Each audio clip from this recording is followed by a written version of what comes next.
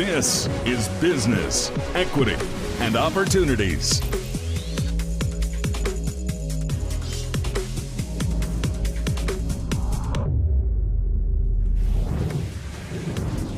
Good morning. Welcome again to WISH-TV's Business, Equity, and Opportunities. I'm Scott Sander. Every Sunday morning, we direct our attention to entrepreneurs and small business owners who are looking for direction as they start a new venture or search for ways to build and improve the business they already have. Our goal is to provide information and resources to develop skills you'll need to help start and run a successful business. The information comes from business owners, community leaders, educators who share their experiences and insights in the belief that small business success is good business for all. Our content focuses on diversity, equity, and opportunities in the business community. Every week we feature 7 segments covering important topics that are critical to starting and running a successful small businesses. Those topics: getting your business started, accessing necessary capital, dealing with accounting and bookkeeping, running your business day to day, staying on top of the news in This Week in Business, and getting inspired through a weekly local success story. You can watch the show every week or catch the live stream on WISH-TV.com, or you can also access all of our content and share it, if you will, anytime on BE&O Visit that site often for updates, resources, new segments. Also sign up for our newsletter. And if you care to comment on the show, please reach us through our email. But first, let's do a little business. Coming up on today's Business, Equity, and Opportunities, we introduce you to a nonprofit lender funding local dreams and making a big impact on small businesses. That's in our Access to Capital segment. In Running Your Business Day to Day, meet a school administrator who shares her views on what it takes to motivate employees. And today's industry focus is on the fitness business. We speak to a local gym owner and social media influencer to get an inside look. As always, we begin with our first topic, getting started. Each week, this segment focuses on things you may need to think about and plan for as you begin your business journey. Starting a new business can, frankly, be a scary thing. To get through tough times, you need to be committed. This is Business, Equity, and Opportunities. Getting started. Getting started in business always involves many moving parts. Matthew Murphy III, founder of Emboss Partners, talks about one of the most important, a personal commitment. I think you have to start with a very strong commitment to the journey. I say that because it ain't as easy as it looks. And there are a lot of successful people who make it look easy. I heard it said several times by different people. The idea is to start a 5-year-old business. It can't happen. You can't get that kind of knowledge and experience until you've kind of built the roadmap toward the journey. And so I think getting started first starts with the commitment to weather the ups and downs, because there will be many. Early stage companies just have challenges, and all businesses in early stages have those kinds of challenges of resources and people and getting customers fast enough, and sometimes the idea is, we're going to do a business plan, we're going to show this to be a compelling story, and it's going to look really, really incredibly successful. But most of the time, it doesn't come as fast as you think, and it's going to cost more than you think, and the profitability is going to take longer than you think. And so I guess that leads me to the number 2 item, and that being a very, very comprehensive business plan.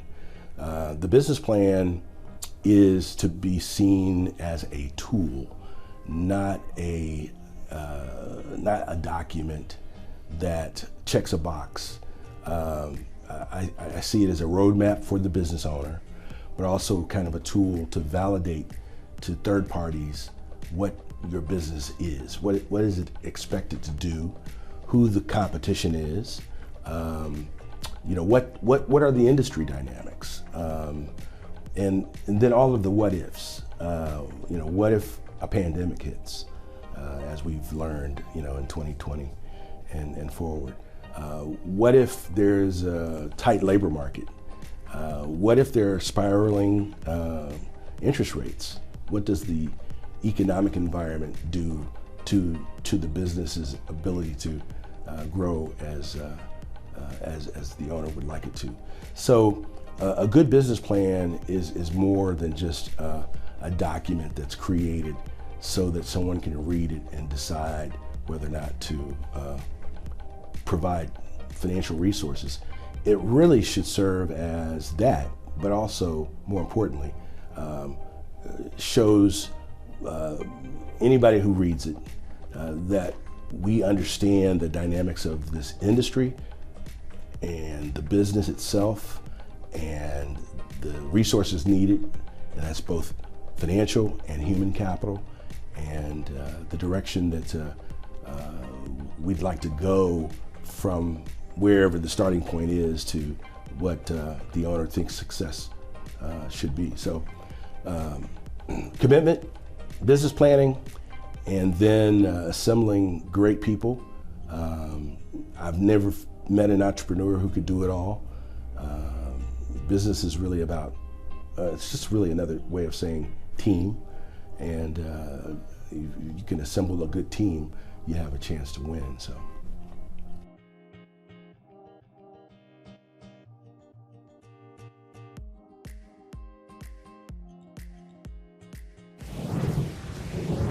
If you'd like more information on this segment and all of our shows, visit our website, beoshow.com.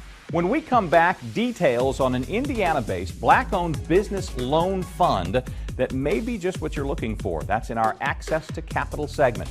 Later, tips to find out how you can be part of this year's Small Business Expo. If you have any questions or if you'd like to be part of our show, please email us, BE&O@WISH-TV.com. We'd love to hear from you. You're watching Business Equity and Opportunities, and we'll be right back. Getting Started, made possible by the Indiana Economic Development Corporation.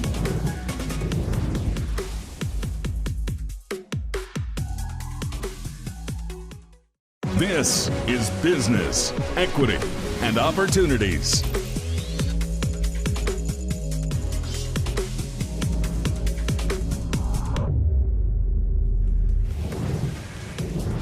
Welcome back to Business Equity and Opportunities. Each week in our Access to Capital segment, we provide tips and explore opportunities to help entrepreneurs in the quest to find money for a startup.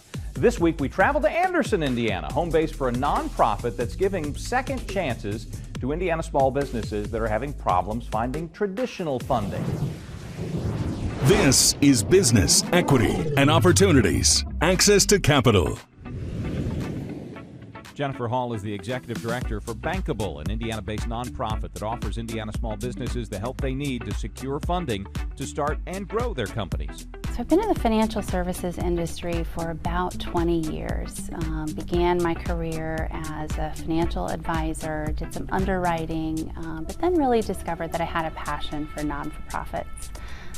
Worked with a charitable foundation here in Indiana doing loans to churches. I served at the foundation for about 5 years, and during the pandemic had some time to reflect and think more about what I wanted to do with my life, and knew that I have a history of entrepreneurship in my family. I was very passionate about small businesses. My husband owns a small business. I have a side hustle that I operate as a small business, and so it was a great fit for me to come to Bankable in the Flagship Enterprise Center to serve as their executive director. I've been here about a year, and it's been a wonderful experience seeing so many new ideas and being able to break down barriers for entrepreneurs that otherwise wouldn't have access to capital. So we work with entrepreneurs all across the state of Indiana, and Bankable was founded in 2010 from the Flagship Enterprise Center. So the Flagship Enterprise Center was founded out of a dramatic downturn in the local economy here in Anderson, Indiana. They formed an incubator where they provided physical space to entrepreneurs. And what we found is one of the overwhelming needs of entrepreneurs was access to capital.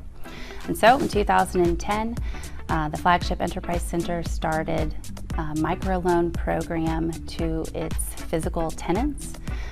In the first year, we made 4 loans. The second year, 6 loans. And this is the lending arm that we now know today as Bankable.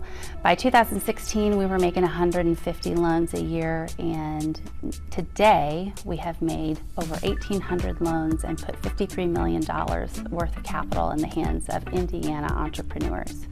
In 2021, we launched the Indiana Black-Owned Business Loan Fund. And to date, we have made over $1 million in loans to Black-owned businesses in Indiana.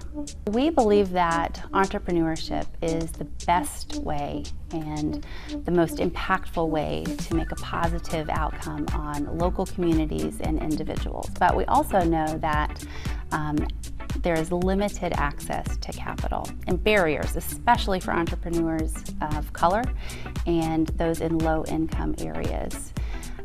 And so what happens is those entrepreneurs don't always get approved for a loan at a bank. They don't get the capital that they need, and they can sometimes resort to more predatory institutions that can charge triple-digit interest rates, extremely high transaction fees and costs, and this can really be harmful to their business. So our vision at Bankable is that anyone can launch, grow, and sustain an impactful business.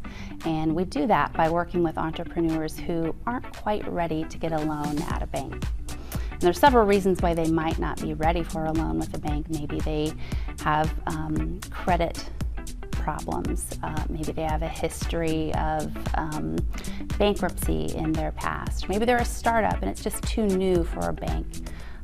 A number of reasons. And so we work with those entrepreneurs closely, and a lot of times we're able to make loans that banks won't. The most rewarding part about what I do here is at Bankable is watching a business owner's dream become a reality. Knowing that business owners that we work with in particular, underserved business owners of color, women-owned businesses, veterans that may have been declined from a bank, and they're on the verge of giving up, knowing that they can't get access to the capital they need, but that we're a second chance. We're an opportunity for them to get a chance at running their business, at expanding their business, at starting their dream that they wouldn't ordinarily get. And so seeing ideas come to life and working with those who have been a little beat up by the system, but we can offer them another opportunity.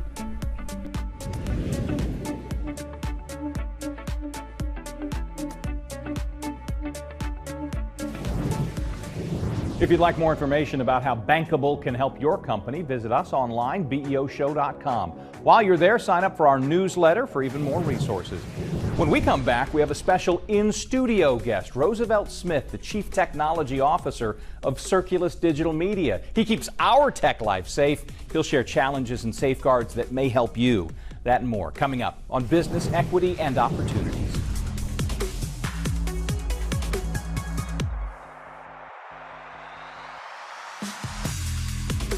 This is Business, Equity, and Opportunities. This Week in Business.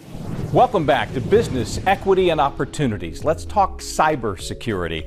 It has become clear hackers can bring your business to a screeching halt in a millisecond. Nobody knows that better than Roosevelt Smith, who helps us keep things safe and secure here at WISH-TV's Chief Technology Officer for Circulus Digital Media. Thanks for spending time with us away from your task again of all the digital safety that we have. As you think about people starting a business, entrepreneurs, what do you want them to know about the state of your art?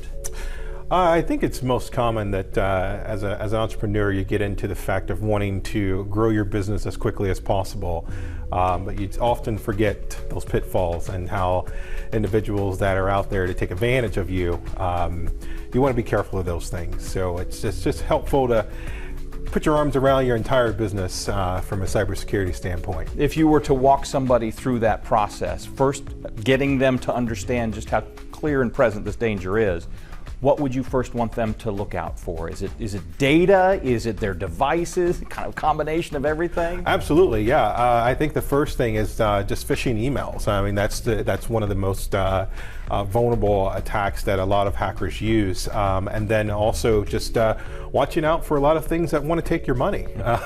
Business loans, there's a lot of spam out there and phishing out there for that as well. Hey, we'll give you $10,000 to sign up to get started. So you just want to make sure you take you build a really good verification process and take those necessary steps, and don't deviate from that. Is it a fair statement to say the things that we do in our personal lives to keep us safe might be applicable on the business side as well? For instance, I've become finally over the years accustomed to, if I didn't initiate the contact, cut it off and then reach out, and if they actually exist and that's a real person, then that might be a relationship worth pursuing. Is that true for business as well? Absolutely, yes. You always want to do your research and try to verify as much information on that particular company or individual as possible.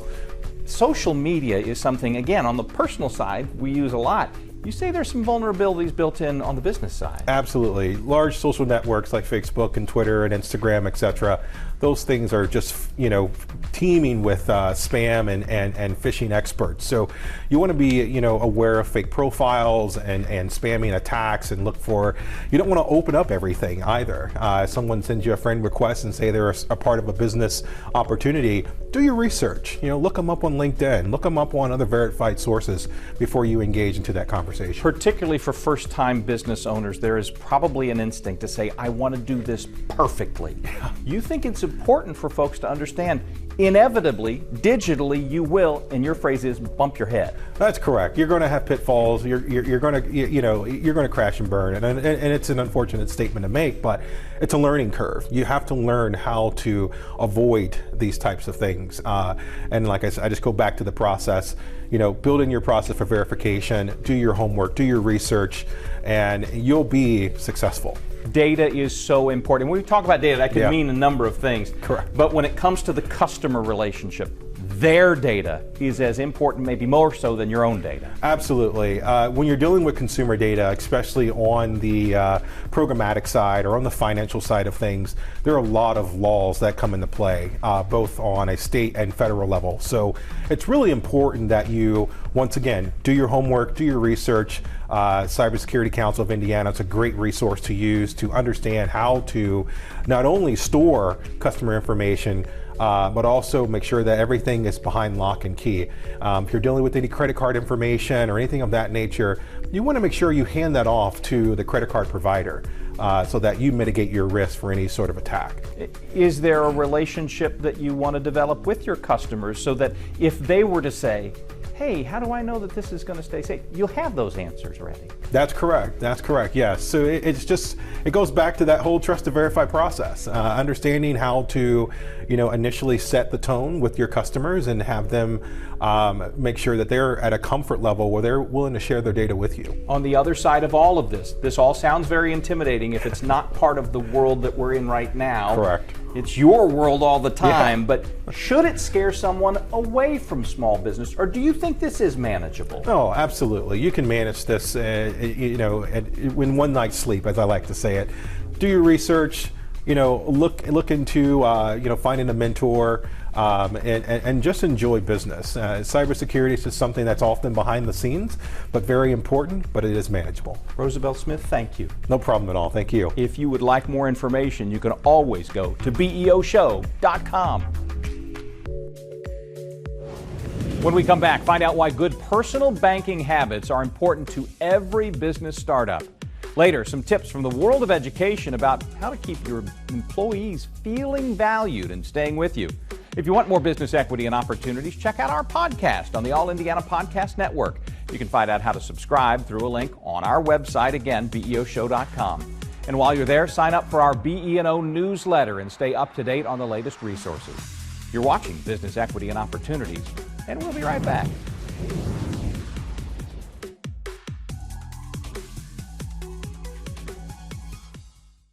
This is Business, Equity, and Opportunities.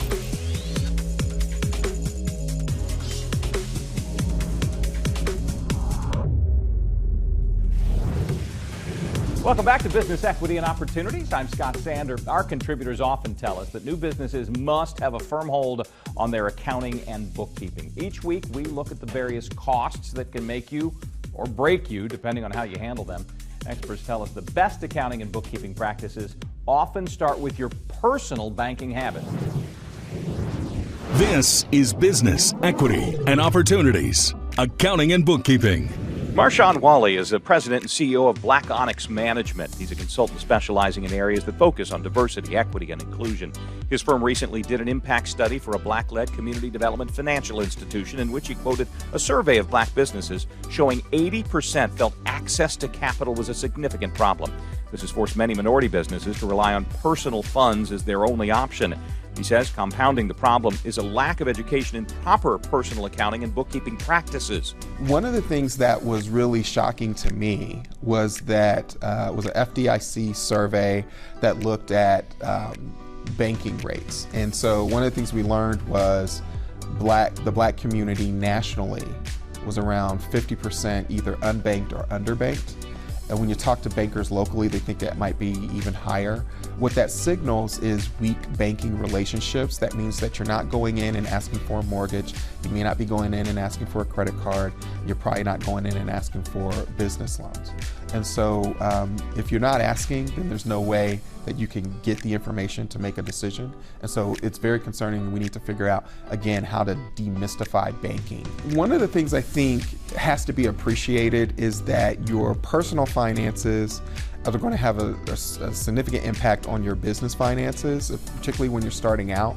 And so it's going to be very important to have like a financial plan to think about, okay, what do you look like as a credit risk to folks that might want to lend you money to start a business? And have you been able to fully manage the credit that you do have, if you have any credit at all? We can't underestimate the role of personal finances and having a plan for your personal finances, because that's going to translate into business success. You have to have the discipline to make the right decision at the right moment, at the right time, and really even have a plan to know where you want to go and where you want to be.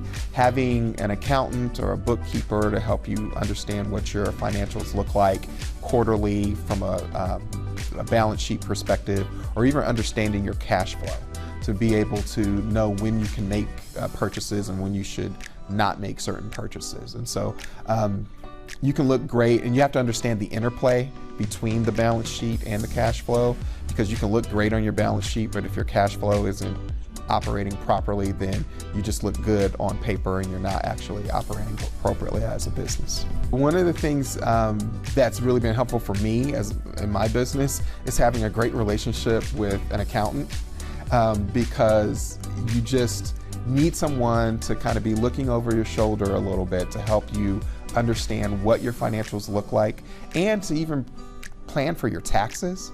You don't want a huge tax bill at the end of the year. You can plan for that and make payments over time. You can also understand what's going on with your business. Are certain business units or segments of your business doing well? Are they running flat? Are they going the wrong direction? And part of being a business owner is coming up with the ideas to improve your finances. And so you can't do it all. You need help. And one of the key areas that I think folks really should consider is getting a good accountant, a good bookkeeper to kind of help you with your financial planning.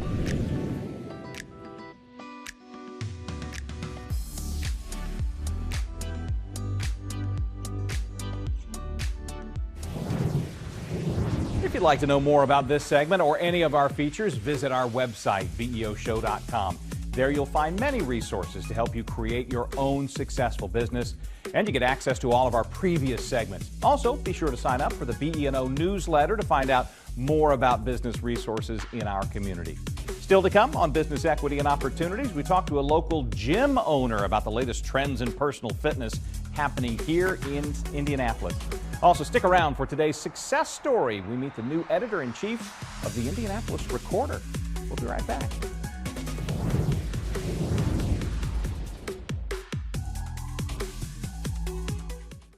This is Business, Equity, and Opportunities.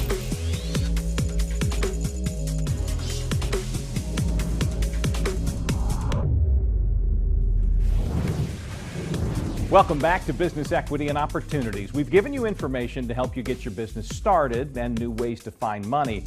Now we turn our attention to running the business day to day. Bigger the dreams, the larger the staff, but building a quality staff and keeping them can be a challenge. This is Business Equity and Opportunities, running your business day to day. India Johnson is an educator, speaker, and the administrator of the Thrival Indy Academy. It's a local high school that's having a global impact on students' lives. Johnson also has some very impressive views on how to grow and keep a good staff. Well, it starts from the top. Everything starts from the top, so I have to make sure my energy is always positive. If my energy is negative, then it's felt. It is discernible around here. I think that, again, is with every leader. Whatever the mentality, the attitude that you have, it is going to impact everyone who is under you, which is usually everyone when you're in charge. So I do a lot of work intentionally within myself on a constant basis to stay in a good place. And I do it very publicly. So on Facebook, I think that's just what I'm known for, is to be someone who processes and reflects. And I'm very open and vulnerable in that space on social media. And the majority of my staff follow me on social media. So I'm modeling for them on a continuous basis, being vulnerable, self-accountability, and the process of evolution. So that's step one for me. And you'll see sometime I'm interacting with my staff members in the comments on a public post, about, it could be something about one of the two students who I've recently adopted. It could be something about just something I'm working through or thought about the school. Either way, they see my mind. It's very important. They see my mind and they see my heart. So then making a safe space for them to be vulnerable and for me to see their mind and me to see their heart, that's step two. Then we work on them being able to see one another, them being able to see the students being able to see them. A lot of it comes down to that. Once the students can see who is telling them what to do, once the students can see who is guiding them, they can really see them and trust them, then it makes the process a lot easier. So Monday mornings, we have a meeting, everyone comes into the auditorium, and I'll just talk about whatever is on my heart, honestly. And I'll look in the eyes of the students, I'll look in the eyes of the staff, kind of get a feel for what they're going through, what they're experiencing. I think all week long about everything that has happened, occurred through the week, whether that's relationship problems among the students, whatever it is. And I just try to impart some wisdom upon them based on my lived experience or based on something that I've learned. Then on Wednesdays, we do the same thing. On Wednesdays, we have our morning message and we do our affirmations. I love myself too much to behave otherwise. If I have nothing good to give, I will give nothing at all. What's another one? Oh, I love myself a whole lot, and I'm going to look like it, act like it, and smell like it. And we do that, and we'll just say them over and over and over again. But our favorite one is, if you have nothing good to give nothing at all. And having the teachers respect that. Respect that this student today, if he's sitting on his phone, it's not an everyday thing, but if today he's sitting on his phone and giving nothing, respect that he has nothing good to give, because he could be in here setting off this entire classroom. But he's not, he's keeping it to himself and processing. So teaching our students not to project, that's another thing, and teaching our teachers not to project. And I told you we had a teacher who went home early today just because the teacher was just feeling triggered by the students, and we could tell, okay, your energy has shifted, now the students are upset, they're coming out of the classroom cussing and fussing. What can we do? So let's have a conversation, here are some tips, and how about you just take the rest of the day so you can go home and reset, and we'll have somebody cover your class. And being seen like that and being respected, they appreciate it. And we just have to stop the bleed. It's all about stopping the bleed. But I spoke with that teacher about projection. So you're feeling something and you're making assumptions about, and you're offended. Teachers will get offended if their lesson plan didn't go right. If you put all of this effort into, and you think it's gonna be great, and the students tell you it's stupid, it hurts your feelings. So then some teachers tend to take it personally, and it ruins their whole day. Now their mood is shifted, and then the kids are wondering, what do we do? Or the kids are on the defense now. Well, the teacher doesn't like us. Let's not do that. We all love one another here. So just press pause, come back tomorrow. This is a charge that I have to lead. This is not something that can be copy pasted. This is something that everything that I've gone through to become the kind of leader that I am today, future leaders need to be walked through that process as well. So there's specific kinds of training. You know, there's something to starting in undergrad and being immersed in education. From 19 years old, I was working in schools. We have to start that. We have to start there. There are a lot of schools that are being run by people who didn't have that experience, who did not major in education. This is a career for me. This is my life. So when you do that, and then you go to grad school, and then you continue your education, there's fellowships, there's institutes, there's so much that you can do, but you have to be a lifelong learner in order to be an educator. So in order for this to work, I really believe I'm gonna have to go and train the leaders. So I'm starting a fellowship program, actually a leadership fellowship program. Because my intention is to have Thrival academies all over the globe.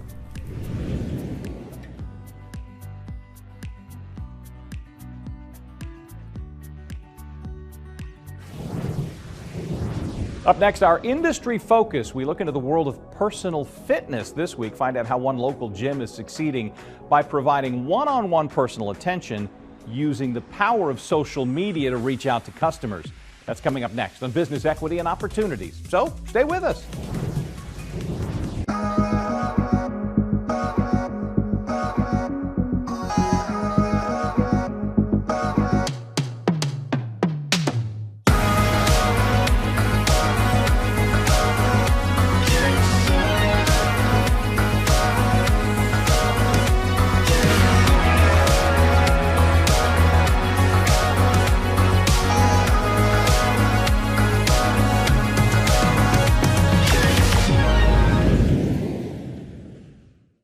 This is Business, Equity, and Opportunities.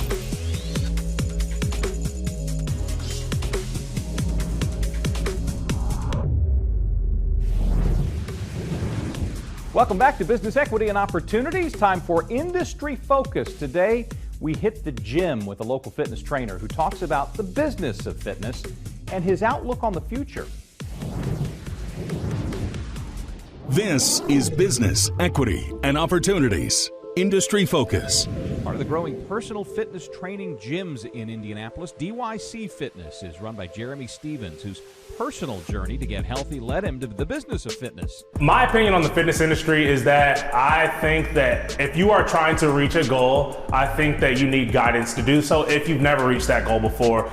It's just like anything else. It's just like a basketball player having a basketball coach, a football player having a football coach. I personally think that anybody who is serious about their fitness and really have goals and aspirations to reach a certain height that they've probably never been before, I think guidance and accountability and motivation is what's going to drive you there. And I think hiring a coach or a fitness professional in order to get there is you know, kind of where we are and where I see the fitness industry going. It's up to us fitness professionals to, you know, kind of seek that out and continue to spread that word and continue to promote the importance of having a coach in your corner that is always going to be there holding your hand throughout the process. That's kind of where I see the fitness profession going in itself. I do also see the fitness space kind of going more niche, meaning here we are in a personal training studio versus just going to a big juggernaut gym where they only offer gym memberships for $10. Here is just more of an intimate space. You're getting that one-on-one interaction. I have a lot of people come through my door who may not have any gym experience. So I think the fitness space in general has become a lot more niche. We have different gyms around the area where, you know, they may do cycling, they may do yoga, they may do just personal training versus just a wide variety of things to offer. So yeah, so that's kind of where I see the fitness space going. My dad always says that life moves at the speed of relationships, and it's the same here in the fitness space, especially in this personal training gym. We are building relationships as well as personal trainers. I always like to say that we have a lot of different hats in here. Yes, we're personal trainers. Yes, we're fitness professionals. Yes, we're gym owners. But at the same time, we're counselors, we're friends, friends, we're brothers, we're sisters, we're a lot of different things, and that comes with building relationships. And if you can build that one-on-one progression and relationship, I think that, especially in the niche gyms, it's going to go a long way, simply because we are having that one-on-one interaction. And it's a lot harder for the client to quit if they have a relationship with the trainer or the fitness professional, because at the end of the day, we're holding them accountable, we're motivating them. Like I said, sometimes people are coming in here, long days of work, and then they're just coming here to let out a sweat and just kind of get everything out. We're there for that, if that makes sense. So that relationship is very important.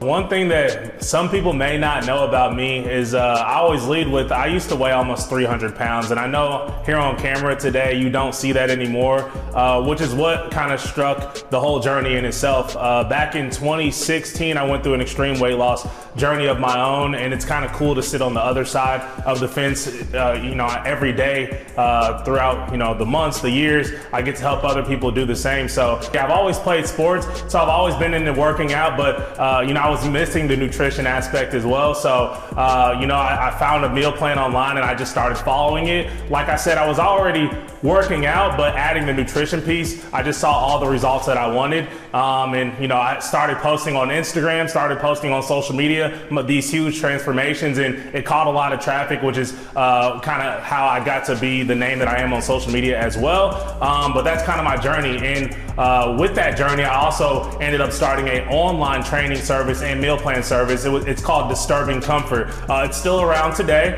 with my business partner, Joshua Hibbett. We actually went to high school together, and he came to me. He was like, you know what, Jeremy, you've lost all this weight. What can we do with this? And, just send me everything you know about fitness, in a Word document. So I ended up sending them about 10 pages of just stuff.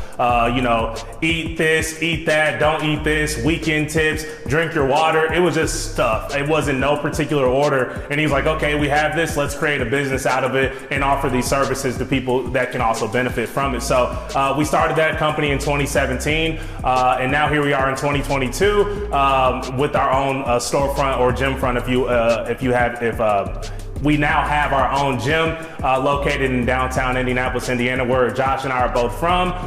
So it's near and dear to our heart to serve the Indy community as well. So that's kind of my journey, my story, how I got started. I'm very relatable to a lot of people who walk through our doors, because I've been the overweight person, I've been the fit person. So it's cool for me to relate to those types of people, so that's my journey. The future is we want as many locations as possible. We want to help as many lives as possible at the end of the day, and we know that more locations are going to be needed to do so. We of course, we're here downtown Indianapolis, but we want to be on the north side, the south side, the east side. We want to continue to spread the good word and continue to help people as much as possible. So that's kind of our next step in the fitness process itself. So influencer Jeremy, one thing that you have to go online to see, it's not something that I talk about in person too much.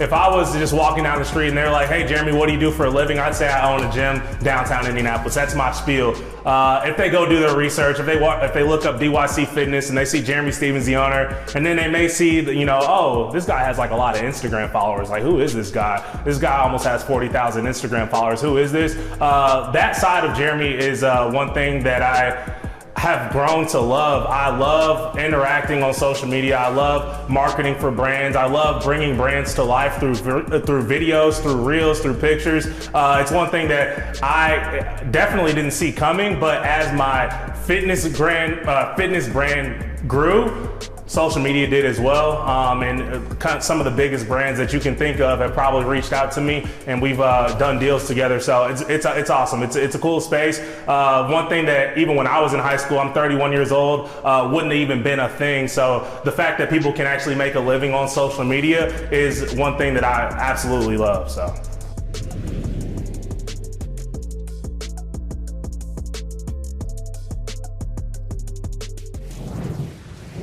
Coming up on Business Equity and Opportunities, we share another great success story. Brendan Perry is the new editor-in-chief at the Indianapolis Recorder.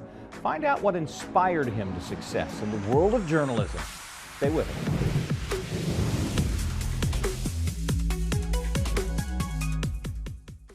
us. This is Business, Equity, and Opportunities.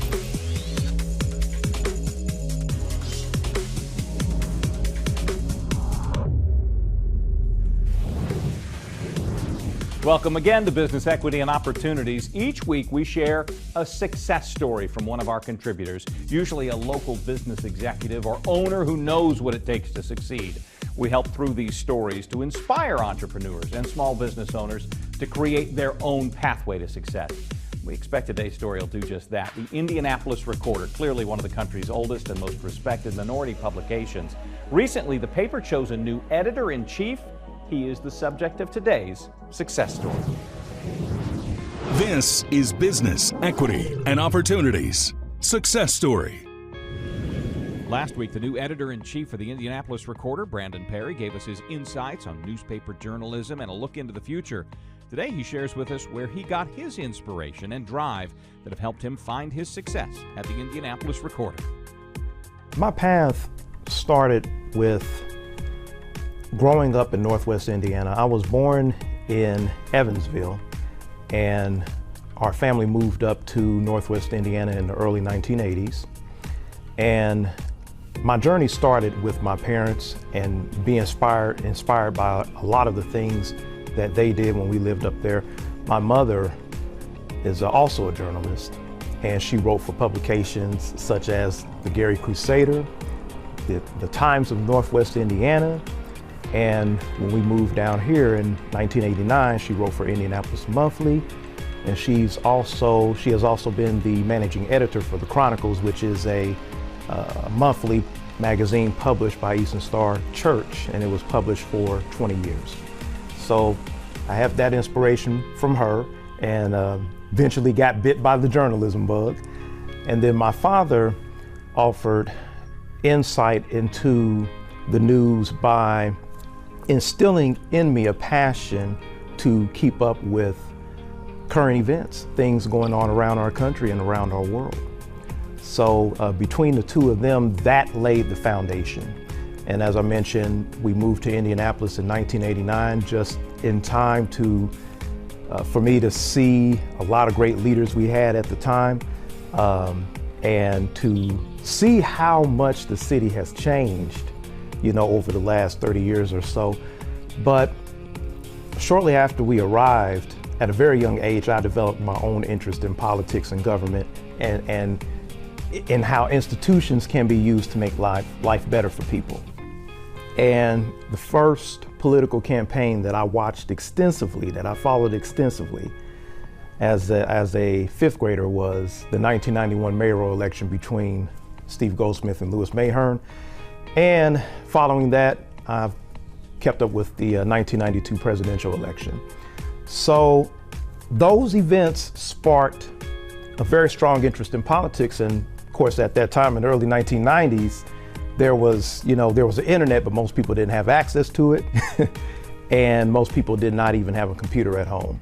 Smartphones, forget about it, we were nowhere near that yet as far as, most people.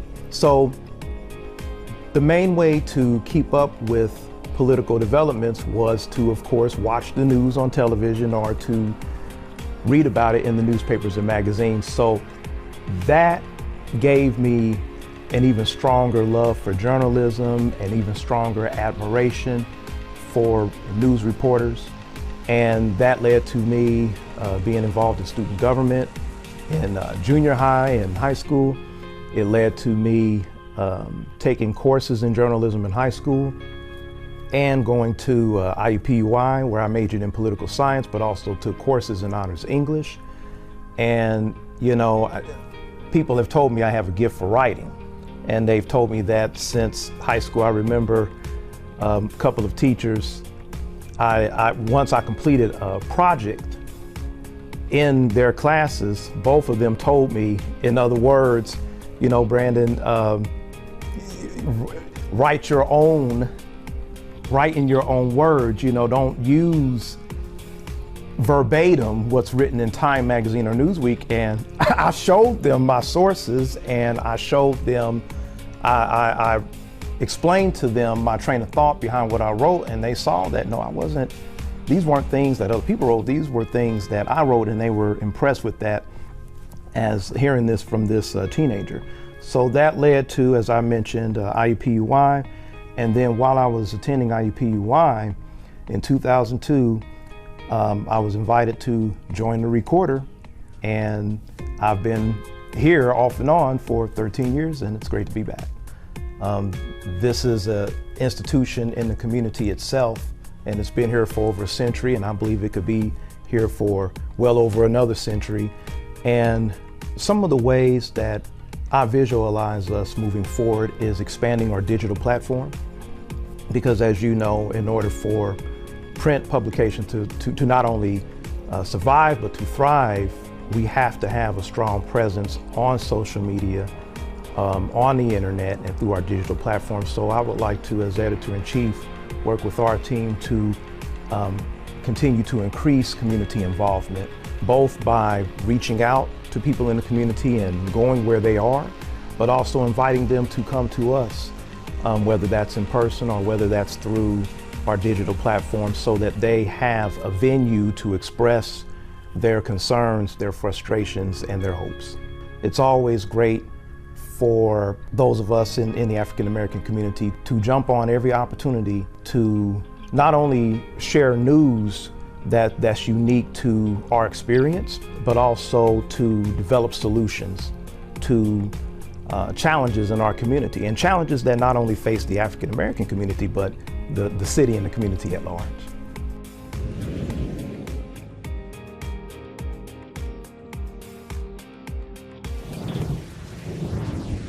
As always, our thanks to all the contributors who joined us for this episode of Business Equity and Opportunities.